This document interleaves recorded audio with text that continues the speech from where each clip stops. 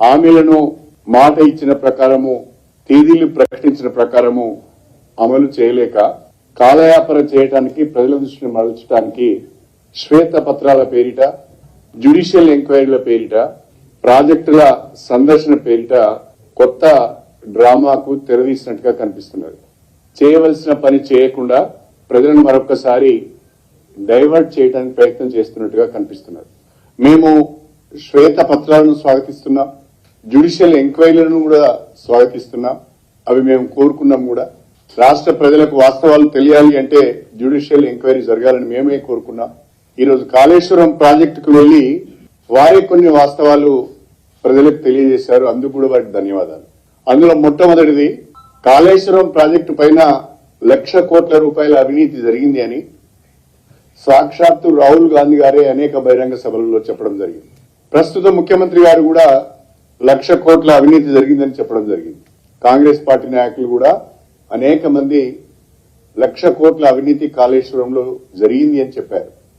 కానీ ఈరోజు అధికారులు ఇచ్చిన పవర్ పాయింట్ ప్రజెంటేషన్ లో ఇప్పటి వరకు 93,000 కోట్లు మాత్రమే కాళేశ్వరం ప్రాజెక్టు పైన ఖర్చు జరిగింది అని రాష్ట్ర ప్రభుత్వమే ఒప్పుకోవడం జరిగింది. 93,000 కోట్లు మాత్రమే కాళేశ్వరం ప్రాజెక్టు పైన ఖర్చు పెడితే 1,00,000 కోట్ల అవినీతి ఏ రకంగా జరిగిందో కాంగ్రెస్ ప్రభుత్వం రాష్ట్ర ప్రజలకు సమాధానం చెప్పాలి. రెండవది 1,00,000 కోట్ల రూపాయలు ఖర్చు పెట్టారు కాళేశ్వరం ప్రాజెక్టు పైన, 1 ఎకరానికి కూడా సాగునీరు ఇవ్వలేకపోయారని చెప్పారు. కానీ ఈ రోజు అధికారులు ఇచ్చిన పవర్ పాయింట్ ప్రజెంటేషన్ లో కాళేశ్వరం ప్రాజెక్టు ద్వారా నేరుగా 98,000 కొత్త ఆయకట్టుకు నీరిచ్చామని చెప్పి వాళ్ళే ఒప్పుకున్నారు.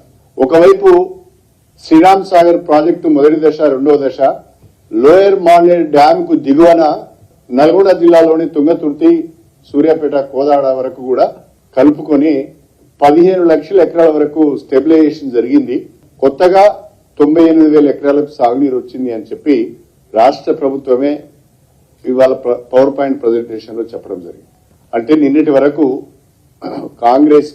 కాంగ్రెస్ పార్టీ వాళ్ళు గత బీఆర్ఎస్ ప్రభుత్వం పైన చేసిన ఆరోపణలన్నీ కూడా కాళేశ్వరం విషయంలో అవాస్తవమని తేలింది. 1 ఎకరానికి సాగునీరు అందలేదని, 1,00,000 కోట్ల అవినీతి జరిగింది అని ఎన్నికల సమయంలో ఏదైతే ప్రజల్లోకి బలంగా తీసుకువెళ్లే ప్రయత్నం చేసి సఫలీకృతమయ్యారో అది అవాస్తవం అనేది ఈ రోజు వారి మాటల్లోనే, వారి పవర్ పాయింట్ ప్రజెంటేషన్ లోనే చాలా స్పష్టంగా తెలియవచ్చింది. ఇవాళ భారీ నీటిపారుదల శాఖ మంత్రి గారు ఒక మాట చెప్పారు. తుమ్మిడిహట్టి దగ్గరనే తిరిగి మేము ప్రాజెక్టును ప్రారంభిస్తాం. తుమ్మిడిహట్టి ప్రాజెక్టు అనేది గ్రావిటీ ద్వారా సాగునీరు అందిస్తుందని మరొక తప్పుడు మాట మాట్లాడారు. తుమ్మిడిహట్టి దగ్గర చేపట్టే ప్రాజెక్టు కూడా లిఫ్ట్ ఇరిగేషన్ ప్రాజెక్టే, అందులో కూడా లిఫ్ట్ ఉన్నది, దానికి కూడా పవర్ కన్జంప్షన్ ఉన్నది, అది గ్రావిటీ కెనాల్ కాదు, గ్రావిటీ ద్వారా సాగునీరు రాదు. తుమ్మిడిహట్టి దగ్గర స్వర్గీయ రాజశేఖర రెడ్డి గారు 16 డిసెంబర్ 2008లో శంకుస్థాపన చేశారు. అంతకుముందే 2015 నుంచే దానిపైన వ్యాప్కాస్ట్ ద్వారా సర్వే చేపించారు, ఎస్టిమేట్స్ చేశారు, కేంద్ర జలవనరుల సంఘానికి ప్రతిపాదన కూడా పంపించారు.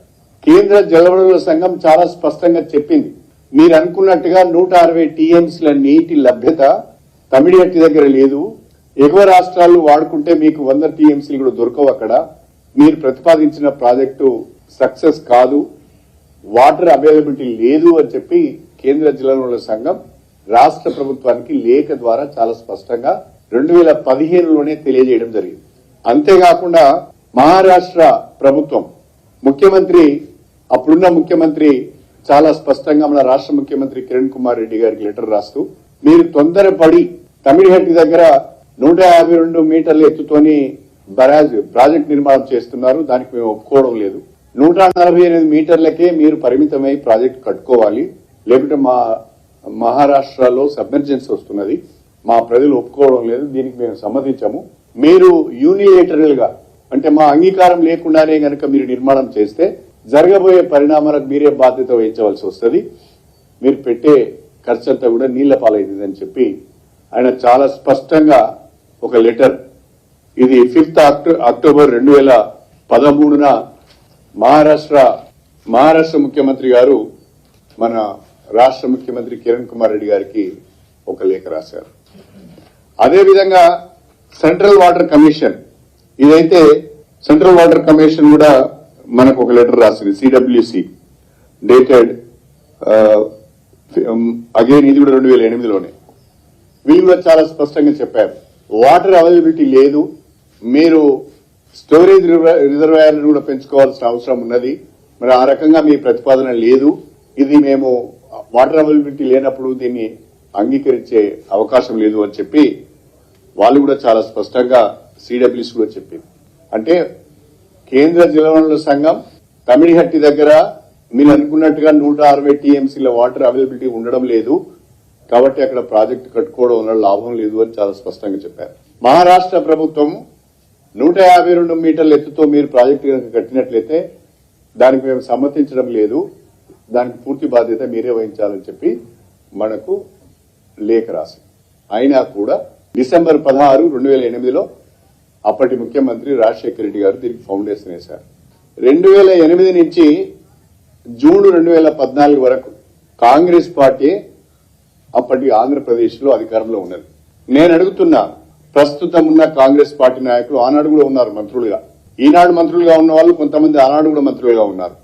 2008 నుంచి 2014 వరకు కేంద్రంలో కాంగ్రెస్ పార్టీ అధికారంలో ఉన్నది, మహారాష్ట్రలో కాంగ్రెస్ పార్టీ అధికారంలో ఉన్నది, ఉమ్మడి ఆంధ్రప్రదేశ్ లో కూడా కాంగ్రెస్ పార్టీ అధికారంలో ఉన్నది. కేంద్రంలో 2 రాష్ట్రాల్లో అధికారంలో ఉన్న మీరు మహారాష్ట్రతోని ఒప్పందం చేసుకోలేకపోయారు, కేంద్ర జలవనరుల సంఘం నుంచి అనుమతి తెచ్చుకోలేకపోయారు. అది మీ వైఫల్యం కాదా అని నేను అడుగుతున్నా. మా ఛానల్ ని లైక్ చేయండి, షేర్ చేయండి, సబ్స్క్రైబ్ చేయండి. మరిన్ని అప్డేట్స్ కోసం పక్కనే ఉన్న బెల్ బటన్ నొక్కండి.